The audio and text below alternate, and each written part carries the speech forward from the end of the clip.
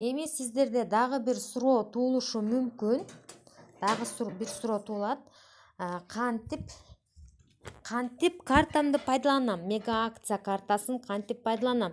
Менин ал жакта акцияларым көп. Эмне алышым керек? Кайсыл жагынан алам деп балким сиздер билбестен быстрый заказ деген жерден заказ жазып салышыңыздар мүмкүн. Антпеңиздер, токтоп туруңуздар. Бир сыйра эсептеп аласыздар. Мен сиздерге айткам кантип эсептеп алыш керектигин лидерлерге үйрөткөм. Лидерлериңиз сиздерге үйрөтөрөк болсо, лидерден личкасын сурап, кантип эсептейм, кантип алганда мага выгодный цена болот деп сураңыздар. Купонду пайдаланыш үчүн баягы жакка барабыз. Выгодных предложений 41 дегенди бастым. Меникинде 41, сиздердикинде балким 25-26 ар кандай болушу мүмкүн. Мынакей акциялар. Купоны и карта деген жерди басабыз. Мына мага чыгып атат.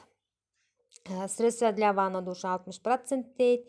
Мен өзүмө тандап койгом. Мисалы, мен өзүмө 40%тен тандап койдум. Декоративная косметика дегенге туш, помада, пудра деген сыяктуулар кирет. Мен издеп отурбастан даяр жазып алган эле артикулумду терем. 74. Так, найтини басам дагы. Мынакей пудраны тандадым.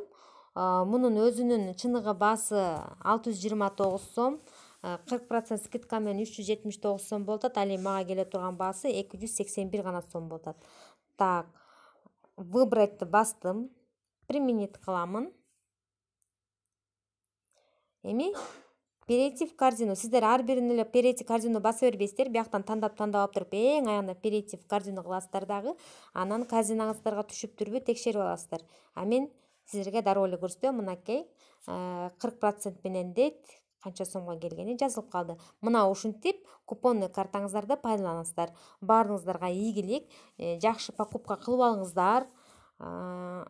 Бул карталарды калтырбаганга аракет кылыңыздар. Ушунча сиздерге эмгек кылып мурунку каталакта иштедиңиздер, үзүрүн ушул каталакта көрүңүздөр.